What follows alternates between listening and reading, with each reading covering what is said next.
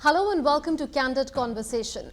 25th January 2016 marks the completion of 66 years of India's Election Commission. On the eve of National Voters' Day, which is the foundation day of the Election Commission, we are joined by none other than the man who is at the helm of election management in India. You guessed it right. We are joined by Dr. Nasim Zaidi, Chief Election Commissioner. Welcome, Dr. Zaidi, to Candid Conversation. Thank you very much. As CEC, what does National Voters' Day mean to you, and what do you think it should mean to voters? National Voter Day is celebrated on the occasion of the foundation day of the Election Commission of India, which was set up on 25th January 1950, a day ahead of the India became Republic. It is an occasion to empower every eligible Indian voter, and therefore it is an occasion when we renew our resolve to empower every Indian voter. And thirdly, this is the occasion when we thank millions of our workers, officials who work behind the scene and who conduct the elections in a very fair and free manner.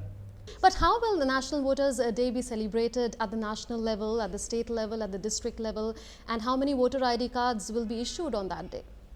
The National Voter Day celebration will start from New Delhi. Honorable President of India is coming to participate and to come and inaugurate the National Voters' Day. Then we will organize simultaneous functions at about 7 lakh locations in the country, where every eligible Indian voter newly enrolled will be handed his electoral photo I card, and will also be given a registration booklet this time, which will contain his do's and don'ts, his rights and obligation. Then the function will take place at a state level, where governors and various leading personalities will come and attend the function. Then it will also take place at every district level, and likewise this will go down to every polling booth. As I mentioned, there are 7 lakh locations where this function is taking place. This year we did a new function here at Delhi. We organized what is known as Voters Festival or Matadata Mahotsav. It was a huge success. All 36 states participated. 6 foreign electoral management bodies participated. There was huge attendance from voters. There were a lot of cultural programs to promote ethical voting. There were 26 state icons who propagate our voter education program. They came and they participated, some leading personalities like cricketer Pujara and likewise. So it's a huge celebration all over the country. Dr. Zaidi, also the annual summary revision of electoral rolls has been completed. What is the size of India's electorate now, and what is the breakup in terms of youth, women, men? Yes, India has the honor of having the largest database in the world. In fact, our database is equivalent to population size of various combination of continents also. So that is the significance. See, out of total projected population of 129 crores, we have close to 85 crores voters database. That means to say 85 crore voters are on our electoral registry as on 1st January 2016. Out of this, about 1.4 crores are the newly eligible voters of 18 to 19 years age. The breakup of the electoral database is approximately 47% are women and 53% are men. It's a new year, so like it is the case with all of us, we make new year resolutions. What's the 2016 resolution for the Election Commission? This year we will have 2 important resolves. I am talking in the context of National Voters' Day. One is the inclusive and qualitative participation, which will mean that we will try to bring all marginalized sections, all those sections of the society who have not been able to come on our electoral registry. And the second resolve is that no voter to be left behind. The entire Election Commission of India will work around these two themes and slogans. What are the initiatives that the Election Commission has already taken up in the recent past or plans to take up in the future, say, for ensuring that the entire process of enrollment of voters becomes simpler and easier in nature, and the inaccuracies that we tend to find sometimes during elections in the electoral rolls are done away with? Interestingly, every year more than 4 crore people become eligible to be enrolled. And therefore, it is very necessary to evolve a process where the entire registration enrollment is hassle free, simple, and people have very pleasant experience with the registration process. Therefore, what we have thought is that we should have the availability of relevant forms at multiple points. They could be our BLOs, they could be our electoral registration offices, voter registration centers, citizen service centers for those who do not have IT facilities, and for those who have IT facilities, for them the availability of forms is also on various IT platform, mobile apps also. Then the second part is where they can submit their application. So, we have again created multiple points, as I mentioned, some offices, and likewise now they can make use of our new IT applications, including mobile applications. And the interesting fact is that 2-3 months ago we started mobile application for enrollment, and in past 2-3 months more than 80,000 people have tried to enroll on our mobile apps. We are encouraging it, and we hope that this will become very, very popular amongst mobile users. The National Voters Services Portal has also been launched by the Election Commission. What was the objective behind it? Was it to reduce the problem of duplication in electoral rolls, and how successful have you been in that objective? See, one of the objectives of introducing National Voter Service Portal is that the population is increasingly using IT applications, and secondly, voters have to then depend upon different platforms to fulfill their services and informational contents. Therefore, we try to integrate possible appropriate information and relevant services to the voters at one platform. So, this portal caters to 6 services for a voter. A voter can enroll, a voter can search his name, a voter can search his polling station, he can search the name of the officials including his BLO, and likewise. A very important aspect of the electoral exercise is to ensure that the electoral process is easier for the voters and it is a pleasant experience at the end of the day. What is the Election Commission doing on that front? See, election comes once in 5 years, and therefore, it is our duty to create very pleasant ambience at polling stations where people feel encouraged to come and cast their votes. If I may add here, once in 5 years for general elections, but you're handling so many of them in a matter of months. But whichever election comes, generally it comes after 5 years, unless there is a premature dissolution or by elections. Therefore, the first thing that we do at the polling station is that we have introduced a concept of basic minimum facilities. Here we provide certain numbers of services such as ramps for physically disabled people, and for senior citizens we provide electricity, we provide drinking water, washrooms, sheds, and several other facilities. Another thing we do at the polling station is that we also introduce different queues for men, for women, for senior citizens. We also have introduced a mobile application for queue management. Chandigarh introduced a mobile application to inform voters about the congestion at the polling station in terms of queues. Therefore, people can manage their own time and adjust their own time to come to the polling station. I think these initiatives have encouraged people. Particularly, I must give you the example of recent Bihar elections. We monitored it very, very rigorously, and we are very happy to say that Bihar state administration played a very important role in providing basic minimum facilities at these polling stations. Because we insisted that every polling station must have electricity, now I am told that more than 80 to 90% polling stations have electric connection. That's great news. Does the Sweep 3 program of the Election Commission entail all these voter-friendly measures as well? Yes. As you would know, our Sweep program has been going on for a few years. Gathering experiences from the implementation of our earlier Sweep, we have now decided to launch a new generation of Sweep, which we call as Sweep 3.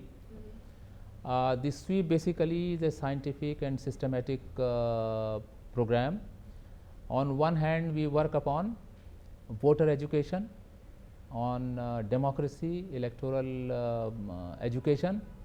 Then we work on voter awareness, we work on encouragement to voters to participate, ethical voting including. So, on one side we generate demand. But how do you walk that fine line between educating voters to vote and to exercise their right to vote and ethical voting at the same time, so that external influences are not there on voters? Actually, ethical voting is a very significant part of our entire Sweep.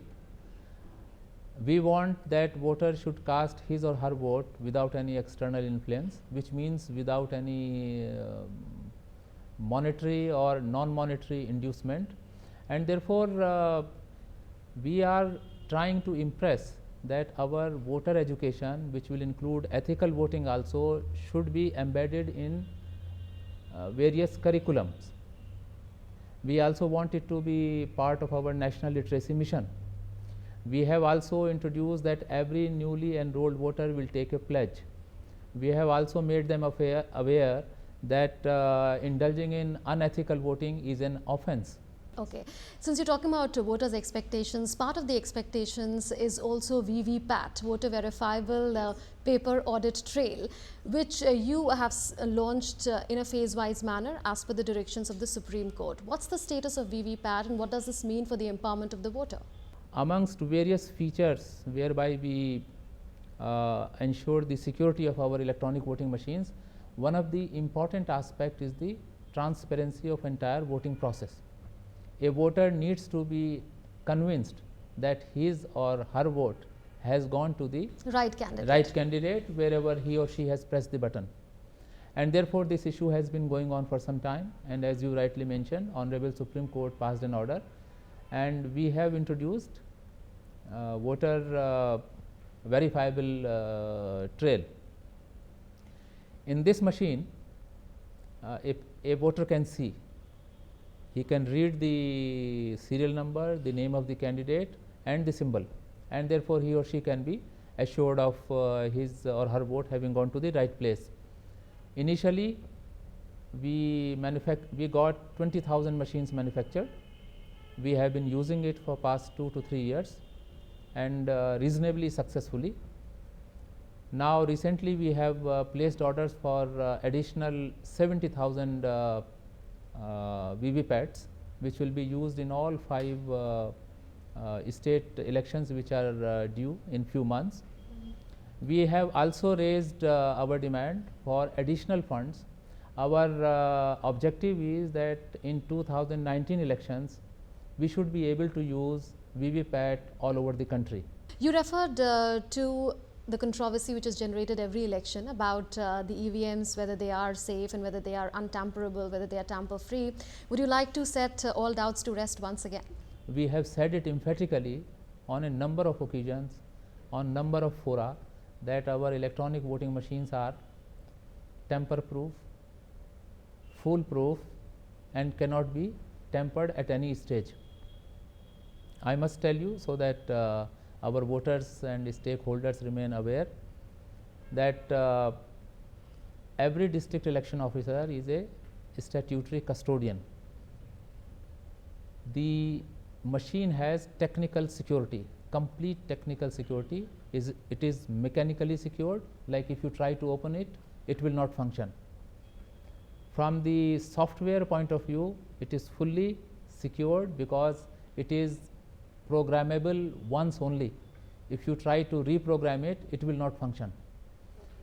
Another interesting feature is that this machine has no wire, no cable to any internet point, and therefore there cannot be any communication of messages. We have complete security at the storage level. There is a complete inventory of each and every electronic voting machines. There is a complete integrity during transportation, and there is a complete transparency during its use. All political parties at different stages of election process witness the electronic voting machines. They have complete access to the electronic voting machines. Therefore, I would like to reiterate, re-emphasize and reassure stakeholders that electronic voting machines are tamper-proof. But can the same reasoning that you are giving also apply to online voting? Because the Supreme Court has given certain directions for making online voting available to NRIs. What's the status on that? Will that be manipulation free as well? And what about the vision that all the youth at least would have, that there would be online voting for one and all across the country, maybe in the medium term? The Commission has been receiving a lot of representations from different sections of the society, particularly overseas electors, including youth who are IT and mobile enabled. We have been considering this issue for some time, and Honorable Supreme Court also asked us to examine it. We examined it. We have in the context of demand of NRIs, overseas electors, have already recommended for appropriate legislative sanction for providing one-way electronic postal ballot system to begin with for overseas electors. We have already sent the proposal, which I understand is under consideration. At our end, we have already evolved the technology. We have already evolved operational guidelines, and according to our technical experts, the first step of enabling overseas electors, or for that matter maybe in long term in the country, would be quite safe to use. We have recommended one-way electronic postal ballot system that is said to be reasonably safe. The committee has also recommended that electronic voting machine by general populace would take time, because it will require to address so many concerns of stakeholders, including foolproof technology, because there are always permutation and combination possible in internet technology, and therefore that will take some time. But one-way electronic postal ballot should come soon once it is legislated. So that's about voter facilitation and empowerment, but there are several other things which the Election Commission has to deal with. The Bihar Assembly election was a major success from the point of view of the Election Commission, but there were several instances of rabble-rousing politicians making objectionable remarks and resorting to objectionable actions. Could that have been prevented, and can that be prevented in future? Election Commission has a very significant non-statutory document which is called Model Code of Conduct. All of you know it very well.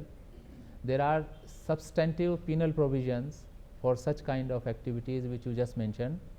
During Bihar election, we made very effective use of both provisions. We resorted to action under Model Code of Conduct. We made effective use of substantive laws, and we also appealed to political parties, appealed to candidates, appealed to star campaigners. Still there were issues. Still there was use of inflammatory language,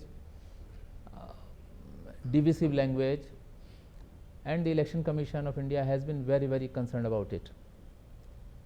By our effective action, in Bihar, we were able to contain it to a very significant extent. However, we have recently documented all the experiences which we encountered during Bihar elections, and we have certain suggestions with us to minimize and prevent this kind of behavior on the part of candidates, on the part of star campaigners, etc. And therefore, the commission is planning to convene a all party meeting where we will share our ideas, where we will express our concern, and where we will ask political parties to also share their responsibility to ensure that there is a peaceful, cordial atmosphere during election, so that there is no political animosity. When can we expect that all party meeting? In a couple of weeks' time, we will hold this party meeting. We were referring to challenges before the Election Commission in the Bihar Assembly election, but 5 more states will be going to polls this year. Are you all geared up for that? Because every state has a different set of challenges. West Bengal isn't famous for political violence during elections. Tamil Nadu, there are various clandestine ways which political parties adopt to lure and induce voters. Several set of challenges. Are you all geared up for that? They include use of muscle power, use of money power, certain geographical challenges, certain demographical challenges, and we are aware of these challenges. We have already begun the process of planning in these 5 states. Now we have a laid down system where we start our planning process 6 months in advance. We have already visited couple of states where elections are due. We are visiting remaining states very soon. So the commission is determined that we will not allow any muscle man to terrorize our voter and intimidate our voters. We will ensure that each and every voter is able to come to the polling station. We have a strategy for that. We have experiences of Bihar election where we mounted a very effective strategy.